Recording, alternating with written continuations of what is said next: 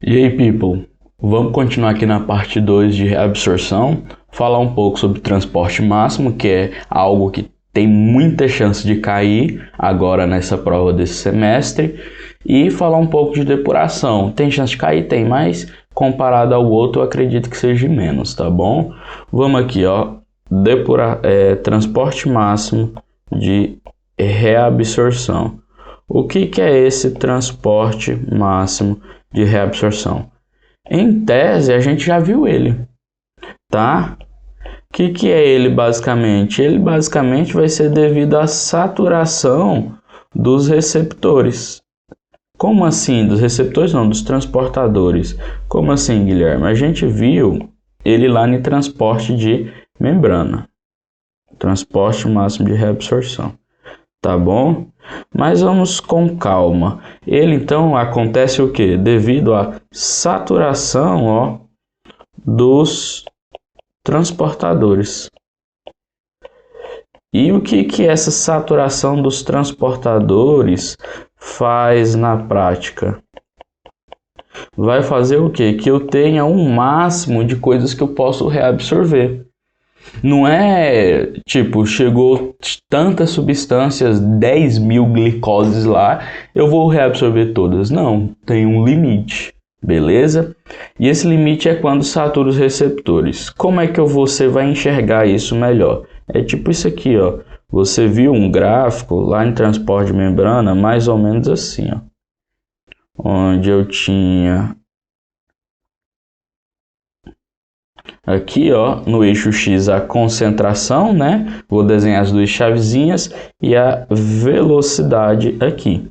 E aí eu falava para você que eu tinha um transporte onde, à medida que eu ia aumentando a concentração, ó, eu ia aumentando a concentração, eu aumentava a velocidade. Aumentar a concentração, aumentar a velocidade. Até que chegava num ponto, ó, que eles chegavam na velocidade máxima. E aí, ó, eu podia aumentar a concentração do jeito que fosse, que a velocidade não aumentava. Isso aqui é típico de quem? Da difusão facilitada. Olha só, facilitada. Isso aqui é um L, facilitada. E transporte ativo. Seja ativo primário ou ativo secundário, tá bom? Transporte ativo. Então, ó, isso aqui acontece porque a partir deste momento eu tive a saturação dos transportadores e isso me leva ao que? A uma velocidade máxima de transporte. Bacana? Bacana. Então, o que vai acontecer? Eu atingi essa saturação dos receptores, né? Eu peguei e estanquei aqui, aumento concentração, não aumento velocidade. E o que acontece com essas substâncias que eu aumentei a concentração a mais e não transportei? Elas ficam no pé da célula, né? Ela fica ali na porta da célula esperando ser transportada. No rim isso vai funcionar? Não vai. Por quê? Porque o rim, eles vão estar o quê? Na porta do túbulo para ser reabsorvido. Vem o quê? O ultrafiltrado, que é o líquido, é a água, o que vai formar a urina e carrega ele. E aí o maior exemplo que a gente tem disso é da glicose. A glicose, você filtra uma certa quantidade de glicose na urina, né? Começou a filtrar, vai aumentando a concentração. O meu túbulo proximal vai reabsorvendo. SGLT2 e GLUT2, tá? Então, ó, aumentei a concentração, vou reabsorvendo. Chega um ponto que eu filtrei tanta glicose, ó, que exatamente aqui, ó, que eu vou aumentar o tanto de concentração da glicose, mas eu não vou aumentar a minha velocidade de reabsorção. Ou seja, eu não vou conseguir reabsorver. E essa glicose começa a aparecer na urina. O paciente vai ter uma glicosúria. Típico de que paciente? Do paciente diabético, que tem o que? Glicose elevada no sangue. A glicose sérica elevada. Beleza? E aí a gente tem um valor, people, que a gente sabe, né, que vai saturar esses receptores. Esse valor de saturação dos receptores, nós vamos chamar ele de TM. Ó, TM.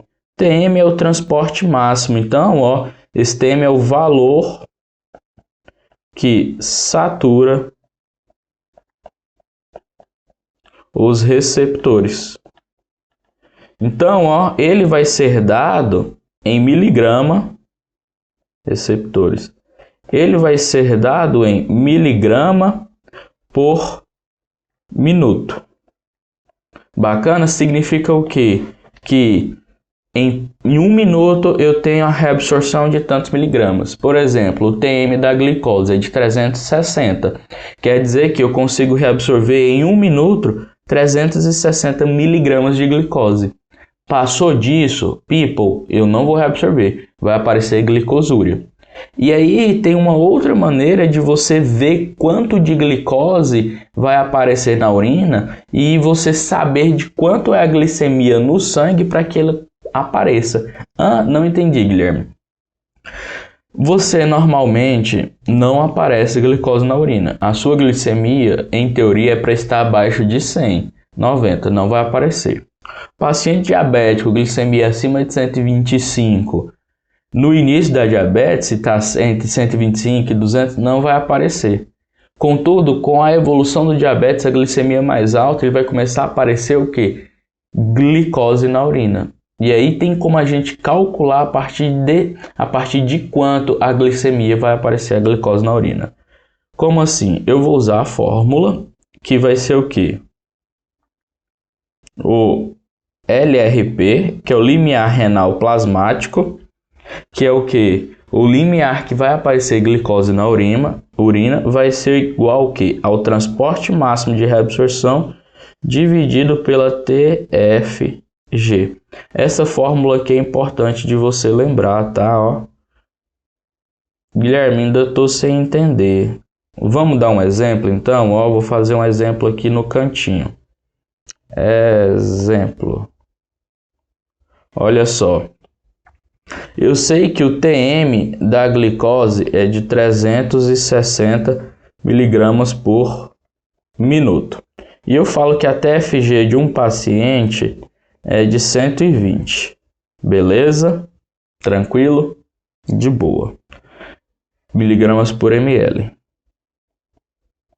Bacana? Eu quero saber a partir de quanto um paciente, a partir de qual glicemia vai aparecer glicosúria. A partir de qual glicemia vai aparecer glicose na urina. Então eu quero saber o LRP.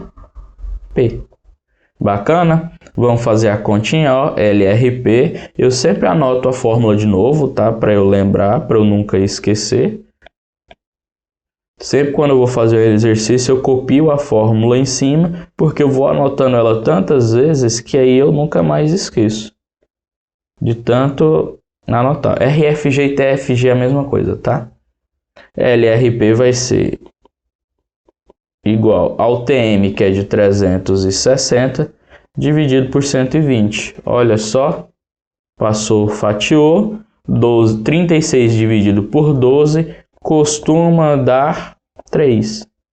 3 o que? Miligramas. 3 o que? Miligramas por ml, que é ml. Guilherme, eu vejo na prática que o meu paciente, a glicemia, se tiver de 3, ele está morto. Não. Aqui, o valor de glicemia sérica que você vê com glicosímetro, a glicemia capilar ou você pede no laboratório, a unidade de medida é diferente. A unidade de medida de glicemia, eles te dão em miligrama por decilitro. Aqui, ó, observe que está em miligrama por ml, então vai dar diferente. Se eu converter isso aqui, ó, para miligrama por decilitro, eu vejo que se eu tenho um TM de 360, a partir de 300 miligramas por decilitro vai aparecer glicose na urina. Então a glicemia do meu paciente vai estar em 300. Isso aqui é importante você saber, tá? A prova pode te cobrar desse jeito E ele pode cobrar justamente em miligramas por ml, aqui em ml, tá bom? Ou ele te pode cobrar a leitura mesmo de um glicosímetro. O glicosímetro geralmente é dado em decilitro, tá bom? Como é que eu faço essa transformação? Eu só vou multiplicar por 100. Olha aqui, ó, vezes 100. Beleza? Tranquilo? People, transporte máximo é isso. Essa continha aqui que eu acabei de ensinar para vocês aqui, ó, que eu acabei de fazer esse tipo de exercício, pode cair. Tá bom? Beleza? Vamos finalizar biofísica renal falando de quê? De depuração renal. A depuração renal, people, ela é, se brincar, uma das partes mais importantes que você vai ver na nefrologia, tá bom? Você vai ver na nefrologia quando você estiver no seu 5º período aqui na Unirg, certo? O que isso serve? Para que isso serve? Essa depuração renal vai medir para mim o que? A função da filtração. Ela mede a função glomerular. Bacana o quanto o meu glomérulo está funcionando. Vou botar aqui glomerular, acho que não vai caber. Glomerular. Bacana? E ela vai ser feita como? Ela é feita por meio de marcadores, tá bom? O marcador ideal é quem? É a inulina. O ideal seria a gente usar essa inulina. Contudo, people, a inulina é cara.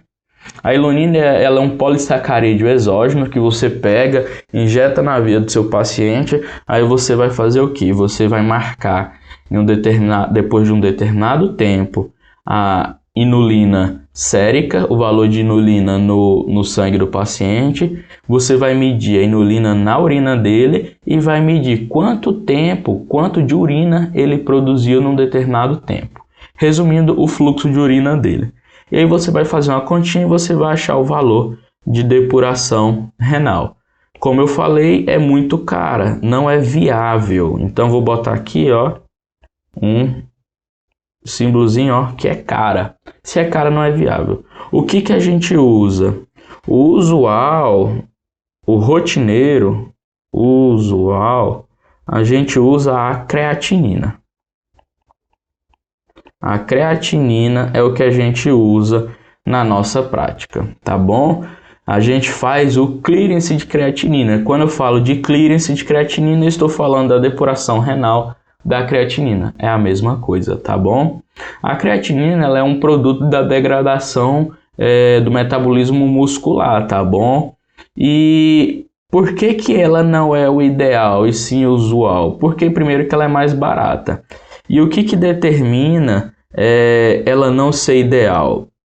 O ideal, people, eu vou puxar bem aqui, ó. O ideal, ela tem o que? A depuração renal igual a TFG. Então, o valor da minha depuração renal, da inulina, é igual a TFG. Então, eu não tenho interferências. Na creatinina, não. Isso aqui não é uma verdade absoluta. Por quê? Porque a creatinina ela sofre o quê? Um pouco de secreção. Então, ao produtos que sofrem reabsorção ou secreção, o meu valor de depuração não vai ser totalmente fidedigno o quê? A minha TFG. Por exemplo, substâncias que sofrem reabsorção, a minha depuração renal fica um pouco menor do que a TFG. E substâncias que sofrem secreção, ela tem a depuração renal um pouco maior que a TFG, tá bom? Guilherme, então não deveria usar creatinina. Não, cara, pelo contrário. Creatinina nos dá uns bons resultados clínicos, a gente adaptou, né?